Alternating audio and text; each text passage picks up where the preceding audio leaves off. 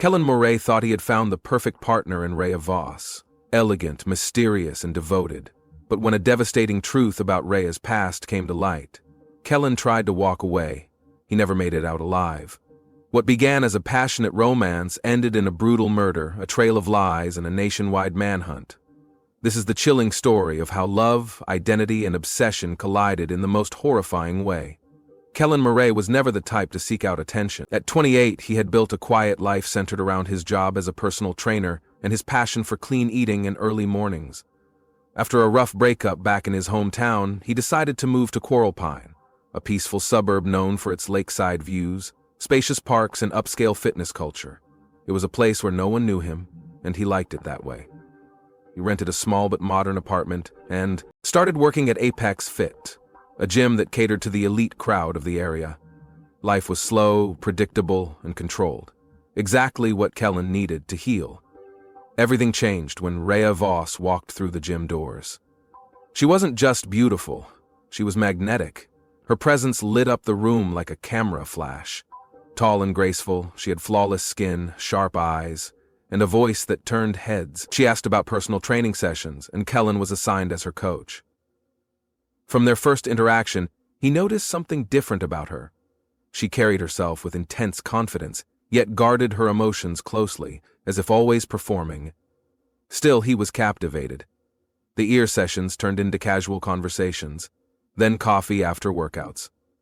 Within a month, they were inseparable. Raya introduced him to a lifestyle he'd only seen on social media. She drove a matte, black SUV, lived in a glass-walled condo, and had thousands of followers who admired her for her fashion, makeup tutorials, and daily motivational posts. It wasn't long before Kellan started appearing in the background of her stories, though she never referred to him by name. To her followers, he was just my guy. Kellan didn't mind. He liked the anonymity, but behind the filtered photos and fancy outings there were cracks. Raya rarely spoke about her past. Every time Kellan asked about her childhood, she deflected. She said she moved around a lot, didn't have many close friends, and didn't speak to her parents anymore. She also never let Kellan meet her family. Only one person came around, her cousin, Raya Voss. Zion didn't speak much, and always seemed to watch Kellan too closely. There was something unsettling about the way he hovered near Raya, like a silent protector. Kellan chalked it up to family loyalty. Still, he noticed inconsistencies. Once, while looking for a charger in Raya's drawer, he found a small box of prescription hormones labeled under a different name, Raya V. He paused, but didn't bring it up. Maybe it was an old prescription. Maybe it belonged to someone else. He didn't want to be paranoid. He brushed it aside and kept telling himself not to pry, but curiosity only grows in silence. Weeks passed, and Raya's behavior became more controlling. She insisted on knowing where Kellan was at all times. If he didn't reply to her messages within minutes, she'd call repeatedly. She started showing up at the gym unannounced and once deleted a female client's comment on his photo. Kellan told himself it was love, just intense and passionate. But deep down, something felt off. Still, he stayed. He had fallen hard for her charm, her beauty, the way she made him feel like the center of her universe. He wanted to believe it was real. He needed it to be. And Raya played the part well. Romantic weekend trips, surprise gifts, seductive gestures. She knew how to keep Kellan's doubts quiet. Whenever he felt like asking more questions, she distracted him with affection or guilt. Then came the night everything shifted. Kellan had been using Raya's laptop to find a dinner recipe when a folder popped open on the desktop. The files inside weren't hidden.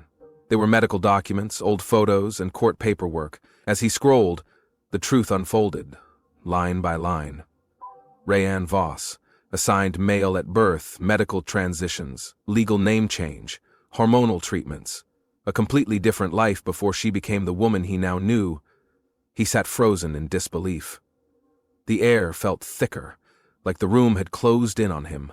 The Raya he thought he loved suddenly felt like a stranger. Questions piled in his mind. Tangled with betrayal, confusion, and disbelief, everything had been a performance. Every kiss, every promise, every photo, staged. He stood up quietly, left the apartment, and drove away without saying a word.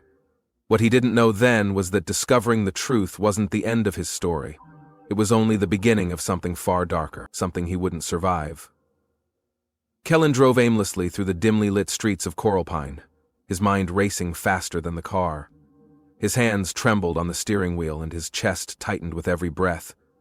The truth he had uncovered just hours before refused to let go. His girlfriend, the woman he had trusted, slept beside and planned a future with, wasn't who she claimed to be. Her past, hidden behind expensive clothes and carefully curated photos, unraveled in a matter of clicks. And now every memory he shared with her felt false, rehearsed, hollow. He ended up at the apartment of a former colleague, a quiet man named Brett who owed Kellan a few favors. Kellan didn't say much, only that he needed a place to stay for a few nights. Brett didn't ask questions. For 2 days, Kellan lay low, ignoring Raya's missed calls, unread messages, and pleading voice notes. Each ping on his phone filled him with dread.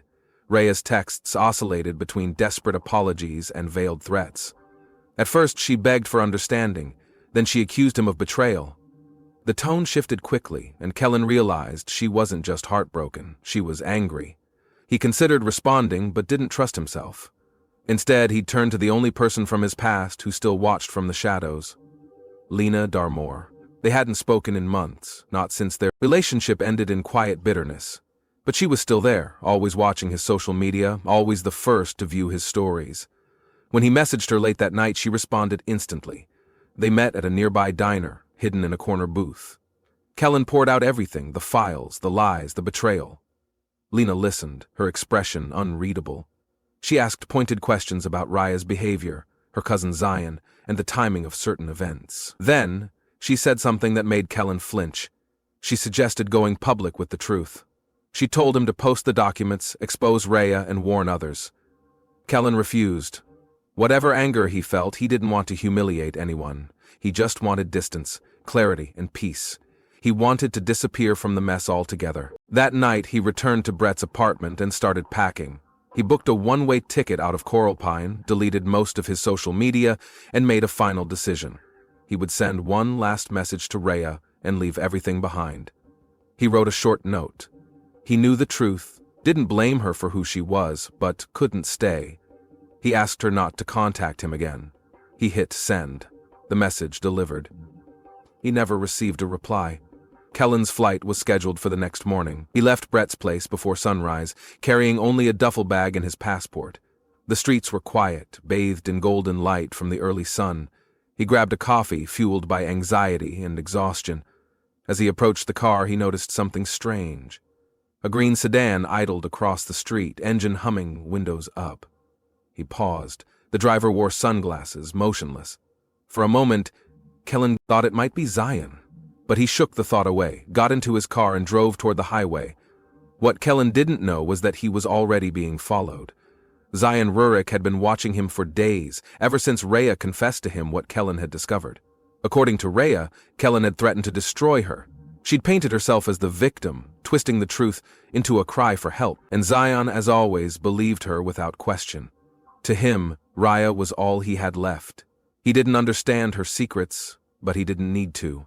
She needed protection, and Kellan had become the enemy. Kellan never made it to the airport. Somewhere along the route, at a narrow bend just past Widow's Lake, his car slowed for construction. That's where they got him. No witnesses, no traffic.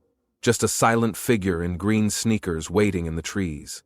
Later that day, Raya posted a photo of herself in a silk robe, holding a coffee mug, smiling at the morning light. The caption read, "New beginnings are sometimes just well-hidden endings." Kellan Moray was already gone. No one knew it yet, but the truth he uncovered had cost him more than heartbreak. It had triggered a darkness far more dangerous than he imagined, and the people around him were already working to erase the pieces he left behind. 3 days after Kellan's disappearance, a group of early morning joggers made a horrifying discovery near Widow's Lake.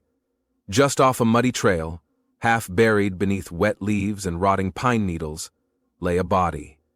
It was the smell that led them there first. Sharp, sour, and unmistakable. One of the joggers vomited on the spot. Another fumbled for her phone, hands shaking as she called the police. By mid-morning, yellow tape circled the area, and forensic teams were combing through the scene. The body was quickly identified as Kellan Moray. His skull had been brutally smashed, his face barely recognizable, and his fingers were bent and broken, as though he'd clawed at the ground in his final moments. His duffel bag was missing, his phone, wallet, and passport were gone. His shoes were found a few feet away, one caught in a patch of thorns, the other floating in the lake. Detective Mira Quade was assigned the case, a seasoned investigator with 20 years of experience in homicide. She was known for her intuition and her ability to see past the obvious. As she stood by Kellan's lifeless body, she noticed the details, the direction of the drag marks, the fractured hands, the unnatural way his neck was twisted. This was no accident. This was rage. Personal, emotional. She started with the basics, interviewing his co-workers at the gym, tracking his final phone activity, and reviewing surveillance footage from nearby businesses. The last ping from his phone came at 6:13 a.m. aiming, a location just a few hundred feet from where his body was found. Quade retrieved traffic camera footage and found something curious. A green sedan pulling off the road minutes before the time of death, disappearing behind a thick grove of trees. Kellan's last known communication was a message, sent to Raya Voss the night before his flight. It was short, final, and emotionally detached. When detectives approached Raya for questioning, she appeared calm. Too calm. She said she hadn't seen Kellan in days. She claimed to be devastated by the news but didn't cry. Her tone was rehearsed, her words exact. She handed over her phone voluntarily but conveniently mentioned that she had recently reset it to fix storage issues. Investigators found it suspicious, Raya. They punched a tight coin into the last time she heard from Kellan was his goodbye message. She said she accepted it and moved on. But she didn't mention that she had sent over 30 messages to him in the 48 hours before his death, or that she'd called him repeatedly in the middle of the night. Investigators uncovered the deleted communication from cloud backups. They were disturbing. Raya's messages ranged from pleading for forgiveness to accusing him of betrayal, calling him cruel, even dangerous. Quade began to dig into Raya's background. What she found shocked her. Raya had no public record prior to 6 years ago. Her social media presence began abruptly, and there was a noticeable absence of any childhood photos, school records, or familial ties, apart from a cousin, Zion Rurik. Quade requested Zion's records and uncovered a sealed juvenile file marked with multiple assault charges. His adult record was clean, but his name came up in a past case involving a missing man who had been dating Raya several years ago. That case had gone cold. Zion became the new focus. But he was nowhere to be found.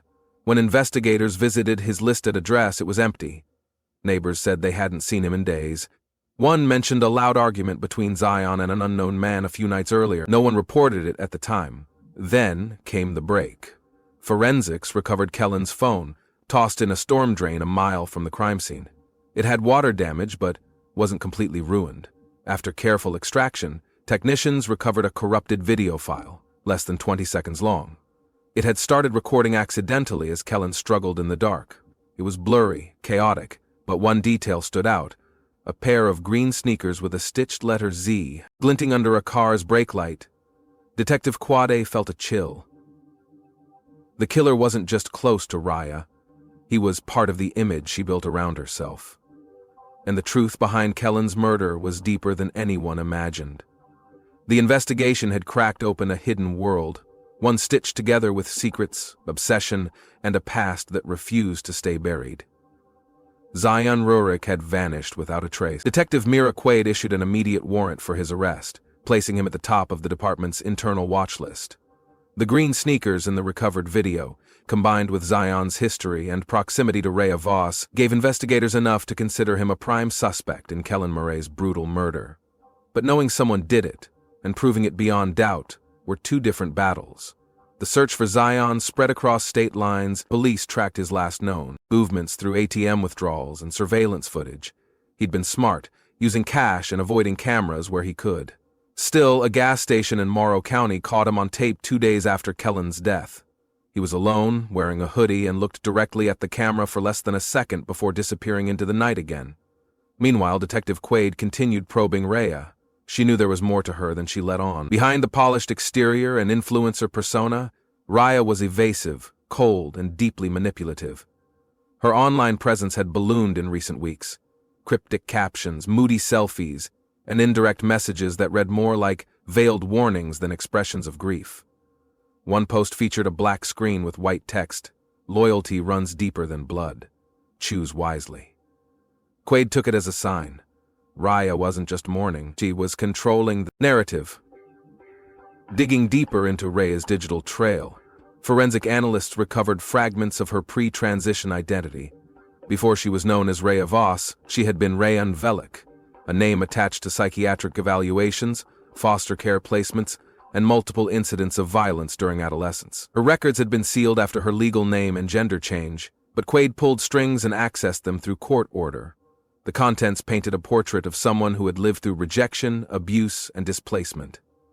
Raya had been passed from one foster home to another, experiencing trauma that shaped her into someone who relied on appearance and control as survival mechanisms. She had a history of reinventing herself in every new place she landed. Kellan wasn't her first boyfriend who suddenly disappeared. There were at least 2 more, both short-lived. Relationships that ended abruptly with no explanation. Both men cutting ties and vanishing from her social media within days.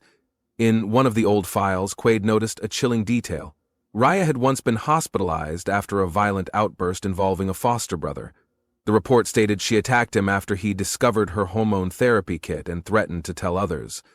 The boy claimed she whispered, "No one ruins my story," before shoving him down a staircase. He survived, but the family requested Raya be removed immediately. Quade now saw a pattern. Raya didn't just fear exposure. She erased anyone who threatened to uncover the truth. She built so carefully. As media outlets caught wind of Kellan's death and the ongoing investigation, the public began questioning Raya's role. Though never charged, she was viewed with suspicion. Her followers started turning against her. Comments flooded her pages. She began disabling them, posting less, then eventually vanished from all platforms. One morning, her condo was found cleared out. No sign of Raya or any forwarding information. Quade's team widened the search, alerting Border Patrol and placing her name on federal watch lists. The theory was that Raya and Zion had planned this together. Whether the murder was premeditated or an act of rage didn't matter. They were both involved in covering it up. Then came a strange call from a motel clerk near the Oregon border. A man checked in under a false name but left behind a duffel bag filled with clothes and a stained pair of green sneakers. Hidden inside the heel of one shoe was a micro SD card.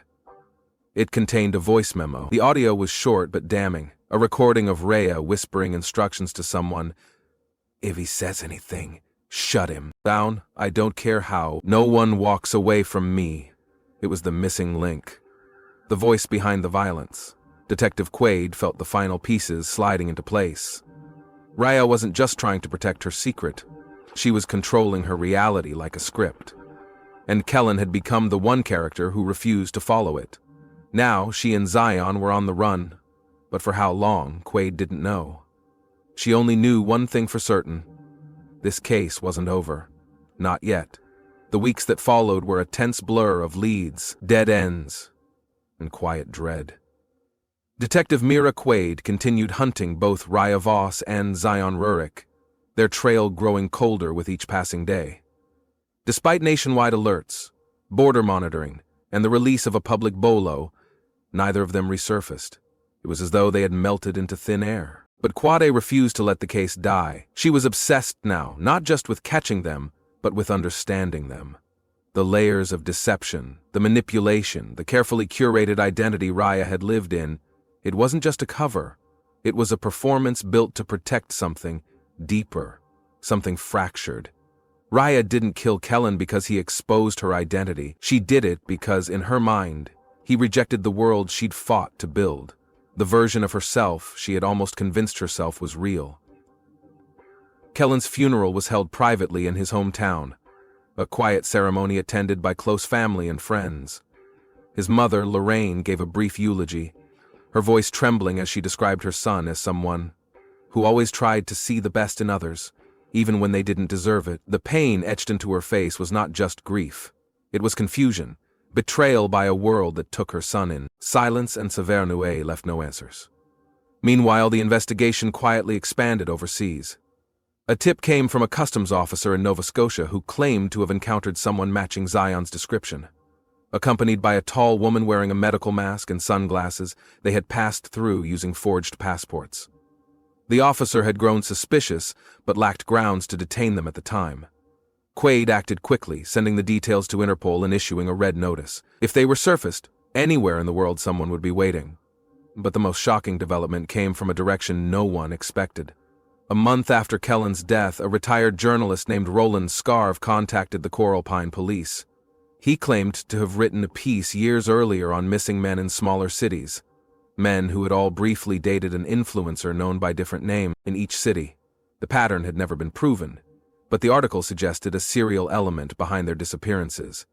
One of the names from his notes, Raya Voss Quade, reviewed the journalist's materials and cross-referenced it with her own case files. The similarities were chilling. All the men were young, quiet, emotionally vulnerable, and had left behind vague breakup messages before vanishing. In each case, their belongings had been moved or found in misleading places, making it appear as though they had left willingly. None of the bodies were ever recovered. Quade realized Raya hadn't just created a new identity to escape the pain of her past, she had weaponized it. For years she moved from city to city, transforming herself, finding new lovers, manipulating them, and vanishing before anyone could uncover the truth. Kellan was the first one who got close enough to break through the surface, and he paid the price. The department officially reclassified Kellan's death as a homicide tied to a serial pattern. Raya Voss was now a suspect in multiple disappearances across 3 states. Zion Rurik was listed as an accessory and person of interest in at least 2 murders. The public outcry surged. Media outlets swarmed Coral Pine, creating podcasts, documentaries, and online theories. Raya became a symbol of hidden danger, a real-life villain hiding behind a flawless image. But no one could find her. Then, almost 6 months after Kellan's murder, a final clue arrived. A park ranger in Alberta, Canada, found a hidden camp deep in the wilderness. In it were charred remains of documents, a burned cell phone, and fragments of a woman's clothing. But no bodies. A journal was found buried under a rock near the campfire. Pages were torn and water damaged, but a few entries remained readable. One passage stood out. He said he loved me, but he lied. They always lie. I gave him the story, the dream, and he tried to leave like the rest. I warned him. They don't get to leave. The handwriting matched. Raya's Detective Quade closed the journal and stared at the horizon. She didn't know if Raya and Zion were dead, hiding, or planning to reappear under new faces. But she knew one thing. This wasn't the end. It was only the pause before the next chapter. Because people like Raya Voss didn't simply vanish. They rewrote the story.